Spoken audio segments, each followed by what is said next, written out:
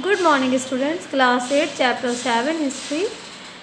Chapter 7 is the revolt of 1857. In this particular chapter, we will study about the reasons of the revolt of 1857. इस chapter में हम क्या पढ़ेंगे कि 1857 का जो आंदोलन हुआ था, उसके आंदोलन के होने के पीछे क्या वजह थी.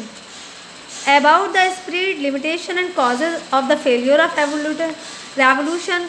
किस तरह से ये आंदोलन फैला, क्या लिमिटेशंस थी और क्या वजह थी ऐसी जो ये आंदोलन फेलियर हो गया. तो पढ़ेंगे किसके बारे में. About the causes of the failure of the revolution and about the queen's proclamation in 1858.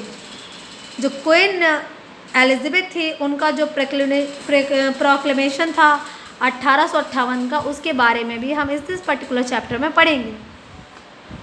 We have learned about the exploitation of Indians by the British. हमें ये पता है, हम ये पढ़ चुके हैं कि अंग्रेज़ भारत के लोगों का शोषण करते आए हैं. The deplorable condition of the people due to the discriminatory policies. Bharat के लोगों की जो भी इतनी बुरी कंडीशंस हो गई थी, वो किस वजह से हो गई थी, क्योंकि अंग्रेज़ों ने जो भी पॉलिसीज़ बनाई थी, उनकी पॉलिसीज़ कैसी थी, वो डिस्क्रिमिनेटरी पॉलिसीज़ थी. यानी कि अपने लोगों के लिए, अंग्रेज़ों के लिए अलग थी, भारत के लोगों के लिए अलग थी, जिसका असर सीधे तौर पर भारत के लोगों पर पड़ रहा था, हिंदुस्तानियों पर पड़ रहा था. क्योंकि हिंदुस्तानियों के लिए जो पॉलिसीज़ बनाई गई थी, वो पॉलिसीज़ कुछ इस तरह की थी जिससे हिंदुस्तान के लोगों की जो कंडीशन थी, वो डे बाई डे ख़राब हो रही थी. The drain of wealth which caused havoc to the Indian economy. Drain of wealth, जो सारी दौलत थी हिंदुस्तान की, वो ये चाहते थे कि उस पर उन्हीं का कब्जा हो जाए, जिसकी वजह से जो इंडियन इकोनॉमी है वो पूरी तरह से बर्बाद हो गई थी. Discuss in group how the Indian reacted and whether these factor are responsible for igniting the feeling of nationalism among the people. और इस तरह के हालात पैदा हो गए थे. वो कौन से हालात है, इस चैप्टर में हम वही पढ़े, उन्हीं हालातों के बारे में पढ़ेंगे जिसकी वजह से लोगों के अंदर देशभक्ति का जज्बा पैदा हुआ, लोगों के अंदर नेशनलिज्म की फीलिंग पैदा हुई, लोगों के अंदर जज्बा पैदा हुआ मरने मारने वाला, कि अंग्रेज़ों को बस यहाँ से किसी भी तरीके से लड़ के, मार के, कुछ भी करके हिंदुस्तान से इन्हें बाहर भेजना है. ठीक है, चलिए बेटा.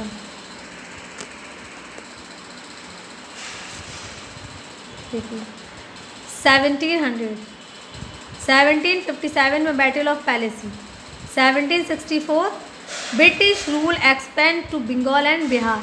जो ब्रिटिश का राज था, वो ब्रिटिश साम्राज्य कहाँ तक फैल गया था, बंगाल और बिहार तक. 1870 Bengal feminine.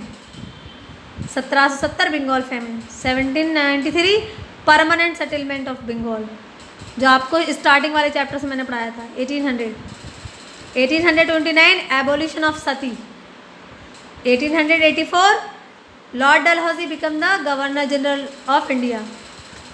1853 railways and telegraph introduced by the Britishers. 1857 revolt of 1858 queen Victoria proclamation. 1867 queen Victoria assume the title empress of India. 1990. चलिए स्टार्ट करते हैं. द पीरियड फ्रॉम 1757 टिल 1857 सा the extinction of British power and economic exploitation. 1757 से 1857 यानी कि लगभग 100 साल. 1757 से 1857 का जो पीरियड, यानी कि 100 साल का पीरियड अगर हम देखें तो ये पीरियड एक ऐसा पीरियड था जिसमें हमें ये पता चलता है कि अंग्रेज़ों ने किस तरह से हिंदुस्तान की इकोनॉमिक को ख़राब किया, किस तरह से यहाँ का उन्होंने इकोनॉमिक एक्सप्लॉयटेशन किया.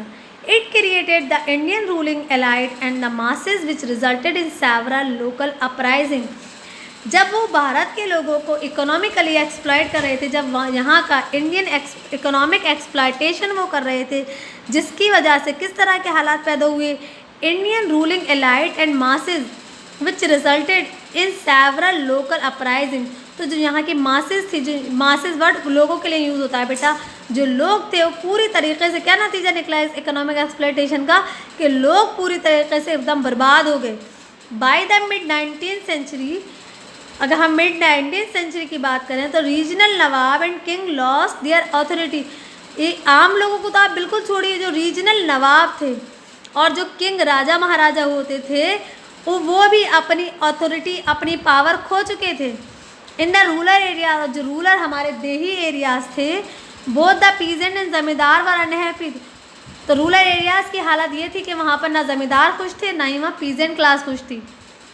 With the system of revenue collection, क्यों खुश नहीं थे पीजेंट्स और ज़मींदार? क्योंकि अंग्रेज़ों का जो रेवेन्यू कलेक्शन का सिस्टम था वो इतना बकवास था, इतना बुरा था कि उस रेवेन्यू सिस्टम, ऐसा सिस्टम बनाया था उन्होंने टैक्स कलेक्ट करने का कि जितना भी ज़मीन से आता था वो सारा का सारा अंग्रेज़ों के पास चला जाता था। आम लोगों के पास, पीजेंट क्लास के पास, ज़मींदारों के पास कुछ नहीं बचता था, इसलिए वो बिल्कुल खुश नहीं थे। यही तो था उनका economic exploitation. The revolt of 1857 was a culmination of the rising wave of antagonism against the British rule. 1857 का जो आंदोलन था, एक ऐसा आंदोलन था जिसने अंग्रेज़ों, मतलब ये जो आंदोलन था, सबसे पहले बताऊँ किसके अगेंस्ट था? ब्रिटिश रूल के अगेंस्ट था। और ये ऐसा आंदोलन था जो इतनी तेज़ी से फैला पूरे भारत में, एक के बाद एक दूसरे राज्यों में इतनी स्पीड के साथ फैला कि अंग्रेज़ों के लिए यहाँ पर रुकना मुश्किल हो गया। ये 1857 के आंदोलन था कि 1947 में उन्हें फिर भारत को छोड़कर जाना पड़ा। ये आंदोलन इतने लंबे समय तक चला। ये कोई छोटा मोटा आंदोलन नहीं था, ना कोई आसान था, लोगों के लिए बहुत मुश्किल था, बहुत कुर्बानियाँ देनी पड़ी लोगों को। It shock the very foundation of British rule. इस आंदोलन ने जो ब्रिटिश रूल की बुनियाद थी, जड़ थी, उसको हिला दिया। सीन बाय सम हिस्टोरियन, कुछ हिस्टोरियन क्या कहते हैं वो देखते हम पढ़ते हैं। एंटागोनिज्म का मतलब होता है बेटा feeling of hatred and opposition, यानी कि अंग्रेज़ों से नफ़रत की जो फीलिंग थी, नफ़रत हो गई थी भारत के लोगों को अंग्रेज़ों से, क्योंकि वो उनका बेइंतहा क्या कर रहे थे? एक्सप्लॉयटेशन। तो कुछ हिस्टोरियंस क्या कहते हैं? कहते हैं कि the first war of independence, 1857 का जो आंदोलन था, 1857 का जो रिवॉल्ट था, उसके बारे में कुछ हिस्टोरियंस का ये कहना है कि ये जंग आज़ादी की, ये पहली जंग आज़ादी थी। क्या थी? फर्स्ट वार ऑफ इंडिपेंडेंस, आज़ादी के लिए पहली युद्ध था, पहली जंग थी। The revolt of 1857 was the result of certain deep rooted causes. 1857 का जो ये रिवॉल्ट हुआ, उसके पीछे के क्या रीज़न थे, क्या वजह थी, वो हम यहाँ पढ़ते हैं। कुछ इमीडिएट कॉजेज भी थे। Immediate causes were provided by Indian soldiers. जो इंडियन सोल्जर्स थे, इंडियन सोल्जर्स ने इमीडिएट कॉजेज दिए। वो क्या कॉजेज़ हैं 1857 के बगावत के पीछे, 1857 का जो आंदोलन हुआ उसके पीछे के क्या कॉजेज़ थे, वो हम यहाँ डिस्कस करेंगे। Causes, political causes, the expansionist policies and intention of British created a sense of fear, suspicion and resentment among the rulers of the Indian state. अंग्रेज़ों ने एक ऐसी पॉलिसीज़ बनाई थी, उनकी जो भी पॉलिसीज़ थी वो हिंदुस्तान के लोगों के फेवर में नहीं होती थी। वो सारी पॉलिसीज़ ऐसी होती थी जिनसे मैक्सिमम फ़ायदा अंग्रेज़ों को हो। इसीलिए भारत के लोगों में डर, सस्पिशन, खौफ, इस तरह की चीज़ें, जो इंडियन रूलर्स थे, इंडियन स्टेट्स के जो रूलर्स थे, उनके दिमाग में इस तरह के खौफ, डर पैदा हो गया था कि हमसे हमारा साम्राज्य छीन लिया जाएगा। Lord Dalhousie's policy of doctrine of leprosy was resented by the ruling class because it curbed their right of adoption. Annexation of Jhansi, Satara and Nagpur under the doctrine of created great resentment. देखो, lord Dalhousie ने एक policy बनाई थी, policy of the doctrine of lapse. इस policy के according क्या था? पहले ये होता था कि अगर मान लीजिए किसी राजा की डेथ हो जाती है तो उनके बाद उनकी जो गद्दी है उनके बेटे को दे दी जाती है। लेकिन लॉर्ड डलहौजी के अकॉर्डिंग क्या हुआ कि ऐसी पॉलिसी के अकॉर्डिंग जो बनाई थी डॉक्ट्रिन ऑफ लेप्सी, कि अगर कोई सीट खाली वैकेंट होती है तो वो साम्राज्य उस पर दोबारा बेटे को नहीं दी जाएगी, बल्कि ये कौन डिसाइड करेगी? ये गवर्नमेंट डिसाइड करेगी। और गवर्नमेंट क्या थी? ब्रिटिश गवर्नमेंट थी। और इस पॉलिसी के अकॉर्डिंग झांसी, सतारा और नागपुर, ये जो चीज़ें थी, ये ये राज्य ब्रिटिशर्स के अंडर में चले गए। यानी कि जो झांसी के राजा थे, उनके डेथ के बाद उनकी कुर्सी, उनकी गद्दी उनके जानशी को नहीं मिली थी, क्योंकि हमारे यहाँ पे किंगशिप है जाना। इसमें क्या होता है, इसमें ये होता है कि अगर फादर के बाद उनकी जो साम्राज्य, उनकी जो कुर्सी, उनकी गद्दी होती है वो उनके जानशी को दे दी जाती है। लेकिन अंग्रेज़ों की पॉलिसी के अकॉर्डिंग ऐसा नहीं कर सकते थे। इसको उन्होंने नाम दिया था डॉक्ट्रिन ऑफ लेप्सी। और इसी पॉलिसी के अकॉर्डिंग झांसी, सतारा और नागपुर छिन गया हिंदुस्तानियों से। The Hindus as well as Muslim were against the British due to the annexation of other. इसके अलावा अवध जो एक हमारे यहाँ स्टेट थी अवध, उसको अंग्रेज़ों ने अपने कब्ज़े में ले लिया था। और इस चीज़ को लेकर हिंदू और मुस्लिम दोनों ही अंग्रेज़ों के खिलाफ चले गए थे। As a result of annexation the rulers were forced to disband the soldiers. और जब उन्होंने अवध को अपने कब्ज़े में ले लिया, उसके बाद उन्होंने क्या किया, जो रूलर्स थे उनको फोर्स किया कि वो जो भी सोल्जर्स हैं उनको डिसबैंड करें। Disrespect shown by the British to last Mughal Emperor Bahadur Shah Zafar also angered some people। इसके अलावा जो ब्रिटिश रूलर्स थे उन्होंने जो लास्ट मुग़ल एम्परर थे बहादुर शाह जफ़र, उनको इज़्ज़त नहीं दी, बेइज्जत किया, जिसकी वजह से कुछ लोगों में बहुत ज़्यादा गुस्सा भर गया कि ये अंग्रेज़ जो बाहर से आए हैं वो हमारे हिंदुस्तान पे एक तो कब्ज़ा जमा लिया, ऊपर से वो हमारे लोगों को बेइज्जत भी कर रहे हैं। The British excluded the Indians from all high civil and military job which were reserve for the English में। इसके अलावा उन्होंने क्या किया, मतलब बहुत ज़्यादा हिंदुस्तानी से बहुत गलत नाइंसाफ़ी की कि जो भी इंडियन सिविल सर्विस में होते थे, मिलिट्री जॉब में होते थे इंडियंस, उन सबको एक्सक्लूड बाहर निकाल दिया और उनकी सीट्स किन के लिए रिजर्व कर दी गई, अंग्रेज़ों के लिए। यानी कि हिंदुस्तानियों को क्या कर दिया गया, जॉबलेस, उनसे जॉब छीन ली गई, सिविल सर्विसेज की जॉब छीन ली गई, मिलिट्री जॉब छीन ली गई और ये सारी जॉब्स रिजर्व कर दी गई अंग्रेज़ों के लिए, इंग्लिशमैन के लिए।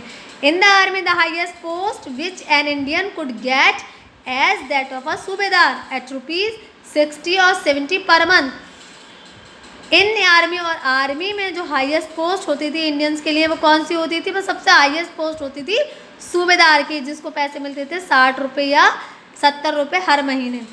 सिविल सर्विसेज और मिलिट्री जॉब से तो भारतीयों को बाहर निकाल दिया गया, उनकी सीट्स रिजर्व कर दी गई अंग्रेज़ों के लिए। और हिंदुस्तानियों के लिए जो सबसे ऊंची पोस्ट होती थी वो लास्ट पोस्ट थी सूबेदार की, जिसके लिए उन्हें सैलरी दी जाती थी 60 या 70 रुपये। अब 60-70 रुपये में क्या ज़िंदगी गुजरती है, भारतीयों को ही चाहते थे बिल्कुल दबा कर रखना। The highest post in civil service for which an Indian could qualify was that of a sadar amin who was paid ₹500 a month. The highest post in civil service, civil service में जो हाईएस्ट पोस्ट थी for which an Indian, जिसको क्योंकि civil service में competition होता है, भारतीय ने क्वालिफाई किया था तो उसके लिए उन्हें दिए, उनका नाम था सदर अमीन और उनको पैसे दिए जाते थे 500 रुपये, 500 a month. The educated Indian felt dissatisfied as they had hoped to get more employment in the government job. अब जो पढ़े लिखे अंग्रेज हिंदुस्तानी लोग थे उनको वो इस पॉलिसी से बिल्कुल खुश नहीं थे, डिससेटिस्फाइड थे, क्योंकि वो ये चाहते थे कि अगर वो इतने ज़्यादा क्वालिफाइड हैं तो उनको एम्प्लॉयमेंट भी अच्छा मिलना चाहिए, गवर्नमेंट जॉब्स होनी चाहिए उनके पास। तो ये थे पॉलिटिकल कॉजेज़। तो ये वो सारे पॉलिटिकल कॉजेज़ थे जिसने 1857 के गदर इन आंदोलन को जन्म दिया। सूबेदार कौन होते हैं बेटा, the chief native officer in the east India company. East India जो आर्मी थी, ईस्ट इंडिया कंपनीज आर्मी, उसमें जो चीफ नेटिव ऑफिसर होते हैं उनको कहा जाता है सूबेदार। नेक्स्ट बेटा हमारे economic causes. The primary motive of the political domination of Indian by the British was it's economic exploitation. जो पॉलिटिकल डोमिनेशन था का जो बेसिक मकसद, जो उनका जो प्राइम मोटिव था वो क्या था, वो था इकोनॉमिक एक्सप्लॉयटेशन। ब्रिटिशर्स क्या चाहते थे, भारतीयों का economic exploitation. The British utilize their political power. अंग्रेज़ों ने अपनी पॉलिटिकल पावर्स का इस्तेमाल किया, हिंदुस्तानियों के जो भी इकोनॉमिक रिसोर्सेज थे और जो भी वेल्थ थी हिंदुस्तानियों की, उसको नुकसान पहुंचाने में। वो ये चाहते थे कि हिंदुस्तानी किसी भी चीज़ से कोई भी फ़ायदा हासिल ना कर सकें। Wealth of Indian for the benefit of Britain. और वो ये चाहते थे कि हिंदुस्तानियों के जितने रिसोर्सेज हैं, हिंदुस्तान में जो भी रिसोर्सेज पाए जाते हैं, जो भी इकोनॉमिक रिसोर्सेज हैं, हिंदुस्तान की जो भी वेल्थ है, उसका इस्तेमाल सिर्फ और सिर्फ अंग्रेज़ अपने फ़ायदे के लिए करें। In this process it created wide spread discontentment. और इस तरह से उन्होंने क्या किया, कुछ इस तरह से कुछ चीज़ें क्रिएट की जो हमारे हक में, हमारे हित में बिल्कुल बेहतर नहीं थी। पहली, the trade interest of British resulted in the destruction of Indian cottage industry. उन्होंने क्या किया, इंटरेस्ट बढ़ा दिया व्यापार पर, ट्रेड पर। ट्रेड इंटरेस्ट ऑफ ब्रिटिश ने उस पर ट्रेड इंटरेस्ट बढ़ा दिया, जिसका नतीजा क्या निकला, यानी कि उन्होंने क्या किया, मैं आपको इसको इस तरह समझा दूँ। ट्रेड इंटरेस्ट ऑफ ब्रिटिश के लोगों ने जो ट्रेड व्यापार है, व्यापार को बढ़ावा दिया, जिसका नतीजा ये निकला कि जो भारत की कॉटेज इंडस्ट्रीज थी, जो देही इलाकों में, गाँवों के रूरल एरियाज़ में होती हैं, वो पूरी तरीके से बर्बाद हो गई। तो पहला उन्होंने इकोनॉमी को इस तरह से नुकसान पहुंचाया कि कॉटेज इंडस्ट्रीज को बर्बाद कर दिया, और क्या, व्यापार तिजारत को बढ़ावा दिया। Revenue policy of British destroyed the self sufficient village economy with its emphasis on the commercialisation of agriculture. Britishers की जो भी टैक्स कलेक्ट करने की पॉलिसी थी, उसने क्या किया, उसने जो भी विलेज इकोनॉमी की सेल्फ सफिशिएंसी थी उसको बर्बाद कर दिया। और अंग्रेज़ों ने किस चीज़ पर ज़्यादा फोकस किया, कॉमर्शलाइजेशन ऑफ एग्रीकल्चर, यानी कि ऐसी फसलें उगाइए जिसको हम बेच सकें, जिसको बेच कर ज़्यादा से ज़्यादा प्रॉफिट गेन किया जा सके, जैसे कि इंडिगो है, जैसे कॉफ़ी है, शुगर है, और जो वीट राइस है, उस तरह की फसलें ना उगाएं। Indian peasant weavers and craftsmen were forced to work according to the desire of the servant of company and in return receive very little remuneration। और जो इंडियन peasant, इंडिया फार्मर्स थे, कपड़ा बुनने वाले थे, क्राफ्ट्समैन थे, उनको फोर्स किया जाता था कि वो कंपनी के जो सर्वेंट्स हैं उनके अकॉर्डिंग काम करें, अपनी मर्ज़ी से कुछ नहीं करना, जो कंपनी का है वो काम करें, और उसके बदले में उनको बहुत कम तनख्वाह दी जाती थी। Machine made product from England flooded the Indian market. England में जो भी मशीनों से सामान बन रहे थे, उसने इंडियन मार्केट्स को पूरी तरह बर्बाद कर दिया, और यहाँ के लोग तमाम अनएम्प्लॉयमेंट हो गए। Among artisans and the crafts of जब कोई चीज़ मशीन से बन रही है तो जाहिर सी बात है फिर हाथ से बनी हुई चीज़ का कोई यूज़ करेगा। तो मशीन से बनने वाले प्रोडक्ट्स ने इंडियन आर्टिसंस और क्राफ्ट्समैन को पूरी तरह से अनएम्प्लॉयड कर दिया। The ruination of the Indian industry increase. और जो इंडियन इंडस्ट्री थी वो पूरी तरह से बर्बाद होने लगी, तबाह और बर्बाद होने लगी। Increase pressure on agriculture. फिर उसके बाद उन्होंने जो इंडियन इंडस्ट्री बर्बाद होने तेज़ी से बर्बाद होना शुरू हो गई। एग्रीकल्चर भी बर्बाद होने लगा, क्योंकि उन्होंने क्या किया था, एग्रीकल्चर में कॉमर्शियल एग्रीकल्चर पर फोकस किया, which led to further deterioration of the condition of peasant and people in the general. और इसका नतीजा ये निकला कि आम लोगों के हालात, पीजेंट्स के हालात, किसानों के हालात बहुत ज़्यादा बदतर होते चले गए। तो ये थे इकोनॉमिक कॉजेज़। नेक्स्ट टॉपिक है हमारा social and religious causes. This topic I will discuss in next video. Thank you very much.